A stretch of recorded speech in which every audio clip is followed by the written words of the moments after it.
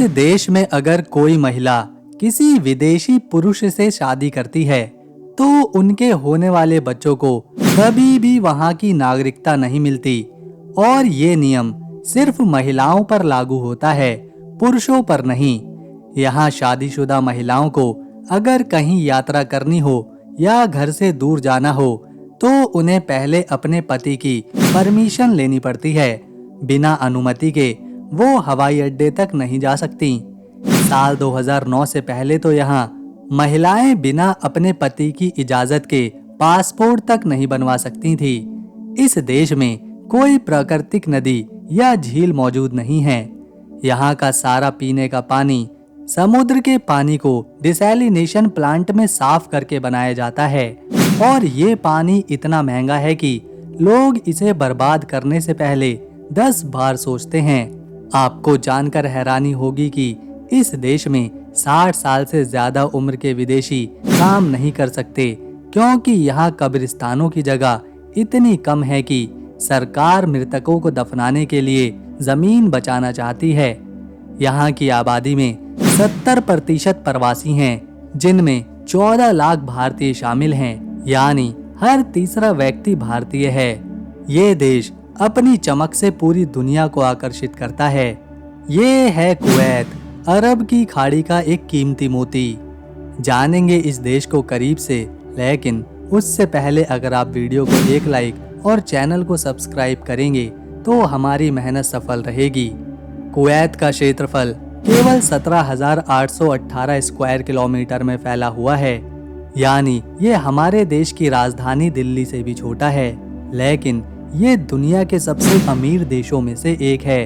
Kuwait का असली इतिहास 17वीं सदी से शुरू होता है, जब ये मछली पकड़ने और मोती के व्यापार का केंद्र हुआ करता था।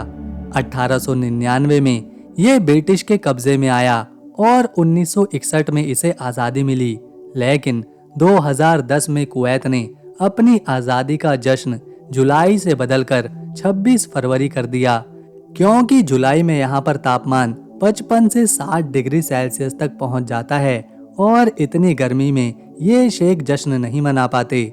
1947 तक भारत का रिजर्व बैंक ही कुवैत के लिए नोट छापा करता था, जिन्हें गल्फ रुपए कहते थे। फिर 1969 में कुवैत ने अपनी मुद्रा कुवैती दिनार शुरू की, जो आज दुनिया की सबसे महंगी करेंसी है। एक दिनार की कीमत लगभग 280 भारतीय रुपए है। इस देश की कहानी रेत और खजूर से शुरू होकर आसमान को छूती इमारतों तक पहुंचती है। कुवैत की राजधानी है कुवैत सिटी, जो इसका दिल है। यहाँ की गगनचुंबी इमारतें जैसे कुवैत टावर और अल हमरा टावर इसकी आधुनिकता को दर्शाती हैं, लेकिन इस चमक के पीछे एक लंबा इतिहास है। 18वीं सदी में कुवैत एक छोटा सा मछुआरों का गांव था जो मोती व्यापार के लिए मशहूर था। 20वीं शताब्दी में तेल की खोज ने इस देश को बदल दिया। आज कुवैत की प्रति व्यक्ति जीडीपी लगभग 30 लाख रुपए है, जो इसे दुनिया के सबसे अमीर देशों में शामिल करता है। लेकिन यहाँ की जिंदगी सिर्फ पैसों तक सीमित नहीं है। यहाँ की संस्कृति, परंपराएं और लोगों का अपनापन इसे और खास बनाता है। कुवैत का नाम सुनते ही सबसे पहले दिमाग में आता है तेल। यहाँ दुनिया के 6 से 7% तेल के भंडार मौजूद हैं, यानी 101.5 बिलियन बैरल। बुर्गान ऑयल फील्ड, जो दुनिया का दूसरा सबसे बड़ा तेल क्षेत्र है, कुवैत की अर्थव्यवस्था की रीढ़ की हड्डी है। यहाँ की सरकार अपने नागरिकों को मुफ्त में शिक्षा, स्वास्थ्य सेवाएं, सस्ता ईंधन और बिजली देती है। यहाँ किसी प्रकार का व्यक्तिगत इनकम टैक्स नहीं है, लेकिन हाँ, कुछ कॉरपोरेट टैक्स जरूर लागू किए जाते हैं। आज ये देश सिर्फ तेल पर निर्भर नहीं रहना चाहता, अब ये भविष्य की ओर देख रहा है। सिल्क सिटी, जिसे मदीनत अल हरीब भी कहते हैं, एक ऐसा प्रोजेक्ट है जो कुवैत को दुबई जैसा भविष्यवादी शहर बनाएगी। इस प्रोजेक्ट में 250 मंजिला बुर्ज अल शमाल टावर बनेगा, जो दुनिया का सबसे ऊंचा टावर हो सकता है। साथ ही बुबियान द्वीप को एक विशाल व्यापारिक और पर्यटन केंद्र में बदला जा रहा है। इन परियोजनाओं का मकसद कुवैत को तेल से परे लेके जाना है, लेकिन इसकी चमक के पीछे चुनौतियां भी हैं। कुवैत में पानी की भारी कमी है। यहाँ कोई प्राकृतिक नदी या झील नहीं है। सारा पानी डिसैलिनेशन प्लांट से आता है, जो समुद्र के खारे पानी को साफ करते हैं। ये प्रक्रिया इतनी महंगी है कि पानी यहाँ सोने से कम नहीं। और पर्यावरण की बात करें तो गर्मियों में यहाँ तापमान 58 डिग्री सेल्सियस तक पहुँच जाता है, जिससे बाहर काम करना नामुमकिन हो जाता है। कुवैत की अर्थव्यवस्था सिर्फ तेल तक सीमित नहीं है। शुआइक पोर्ट, जो दुनिया के सबसे बड़े कंटेनर पोर्ट्स में से एक है, यहाँ की व्यापारिक ताकत को दर्शाता है। यहाँ से एशिया, यूरोप और अफ्रीका तक सामान निर्यात होता है। लेकिन कुवैत में तेल के बावजूद आर्थिक असमानता भी है। मूल कुवैती नागरिक अक्सर करोड़पति होते हैं, लेकिन प्रवासी मजदूरों को कम वेतन और सख्त नियमों का सामना करना पड़ता है। फिर भी कुवैत की सरकार अपने नागरिकों को हर सुख सुविधा देती है, जैसे मुफ्त बिजली, पानी और शिक्षा। यहाँ की प्रति व्यक्ति आय इतनी ज्यादा है कि कई कुवैती बिना काम किए भी लग्जरी जिंदगी जीते हैं। कुवैत की संस्कृति इस्लामिक परंपराओं और आधुनिकता का एक अनोखा मेल है। यहाँ की शादियाँ किसी त्योहार से कम नहीं। मेहमानों को गाड़ियों में लाया जाता है। पुरुष पारंपरिक अरबी पोशाक पहनते हैं, जेब में कलम और सिर पर रुमाल के साथ लोगों का स्वागत करते हैं। खाने में मचबूज, जो मसालेदार चावल और मांस है, जिरीश, ऊंट का मांस, मछली और खजूर की मिठास शामिल होती है। लेकिन एक चौंकाने वाली बात है, यहाँ कुवैती पुरुष 3-4 शादियां कर लेते हैं और कई बार 2 सहेलियां भी एक ही पुरुष से शादी करती हैं।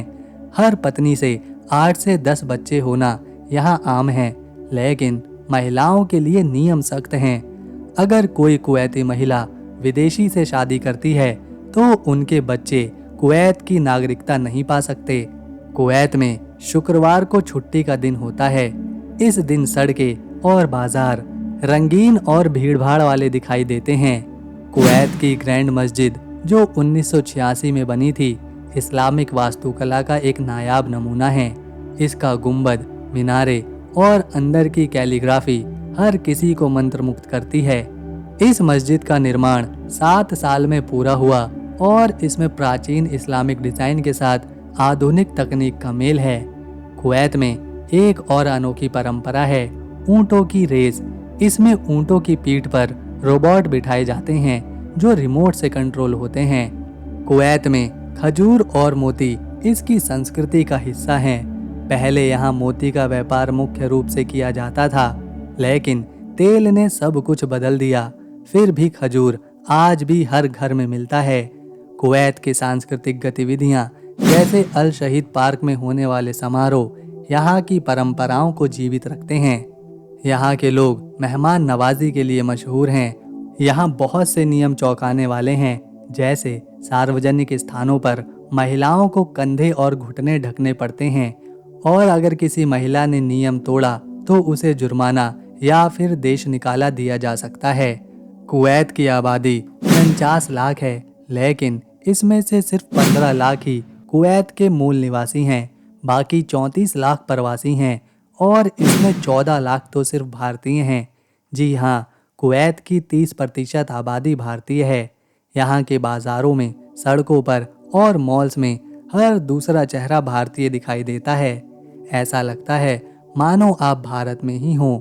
भारतीय यहाँ डॉक्टर हैं, इंजीनियर्स हैं, मजदूर हैं और दुकान भी चलाते हैं। पर यहाँ प्रवासियों के लिए कई सख्त नियम और कानून हैं, जैसे 60 साल से ज्यादा उम्र के विदेशी लोग यहाँ पर काम नहीं कर सकते। इसकी वजह है कुवैत में कब्रिस्तानों की जगह इतनी कम है कि सरकार मृतकों को दफनाने के लिए जमीन बचाना चाहती है। कुवैत में भारतीयों की मौजूदगी ने इसे हमारे लिए और खास बना दिया है। यहाँ के सौक शार्क मार्केट में भारतीय मसाले, कपड़े और खाना आसानी से मिलता है। प्रवासियों की जिंदगी आसान नहीं है, कम वेतन मिलता है, सख्त वीजा के नियम हैं और गर्मी की चुनौतियाँ उनके लिए सबसे बड़ी मुश्किल पैदा करती हैं। फिर भी भारतीय समुदाय ने कुवैत में अपनी एक खास पहचान बनाई है। कुवैत सिर्फ तेल का देश नहीं बल्कि पर्यटकों के लिए भी एक खजाना है। कुवैत टावर जो 1979 में बना इस देश का प्रतीक है। इसके 2 गोले तेल और पानी की संस्कृति को दर्शाते हैं। यहाँ का व्यू डेक आपको कुवैत सिटी का शानदार नज़ारा दिखाता है। रात में ये टावर रंग बिरंगी लाइट्स में जगमगाता है। अल शहीद पार्क जो 2015 में खुला था 2 लाख स्क्वायर मीटर में फैला हुआ है। यहाँ की हरियाली, फव्वारे और रात का लाइट शो पर्यटकों को बहुत पसंद आता है। शुक्रवार की रात यहाँ पैर रखने की जगह नहीं मिलती। सौक शार्क मार्केट में गोल्ड की चमक भी देखने लायक है।